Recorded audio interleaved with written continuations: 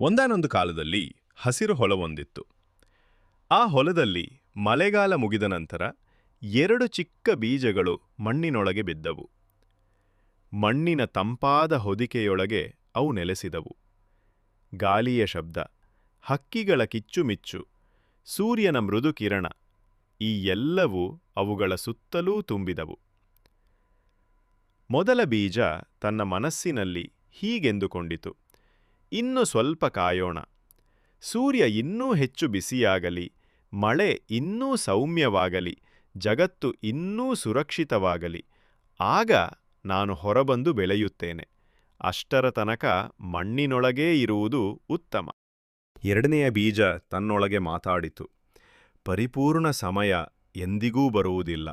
ಜೀವನವು ಕಾಯುವುದರಲ್ಲಿ ಅಲ್ಲ, ಧೈರ್ಯದಿಂದ ಮೊದಲ ಹೆಜ್ಜೆ ಇಡುವುದರಲ್ಲಿ ಇದೆ. ನಾನು ಈಗಲೇ ಮೊಳಕೆಯೊಡೆಯಬೇಕು.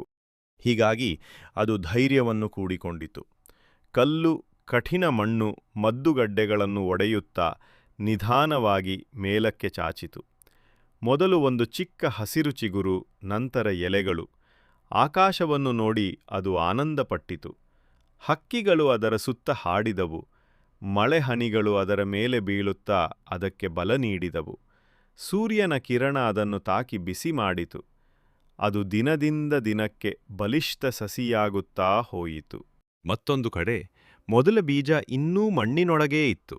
ಅದು ಪ್ರತಿದಿನ ತನ್ನನ್ನೇ ಸಮಾಧಾನಪಡಿಸಿಕೊಳ್ಳುತ್ತಿತ್ತು: ಇನ್ನೂ ಸರಿಯಾದ ಸಮಯ ಬಂದಿಲ್ಲ, ಸ್ವಲ್ಪ ಇನ್ನೂ ಕಾಯೋಣ. ಹೀಗೆ ಕಾಲ ಕಳೆಯುತ್ತಿತ್ತು. ಒಂದು ಬೆಳಗ್ಗೆ ಹಸಿವಾದ ಹಕ್ಕಿಯೊಂದು ಮಣ್ಣನ್ನು ಕೊರೆದು ಬಿತ್ತನೆಯೊಳಗೆ ನುಗ್ಗಿತು. ಅದು ಆ ಬೀಜವನ್ನೇ ತಿಂದಿತು. ಬೆಳಕನ್ನು ನೋಡುವ ಅವಕಾಶವೇ ಸಿಕ್ಕದೆ ಅದು ನಾಶವಾಯಿತು. ಜೀವನದಲ್ಲಿ ಪರಿಪೂರ್ಣ ಪರಿಸ್ಥಿತಿ ಎಂದೇ ಇಲ್ಲ. ಧೈರ್ಯದಿಂದ ಕ್ರಮ ಕೈಗೊಳ್ಳುವವರು ಮಾತ್ರ ಬೆಳೀತಾರೆ. ಕಾಯ್ತಾ ಕಾಲಹರಣ ಮಾಡುವವರು ತಮ್ಮ ಅವಕಾಶವನ್ನೇ ಕಳೆದುಕೊಳ್ತಾರೆ.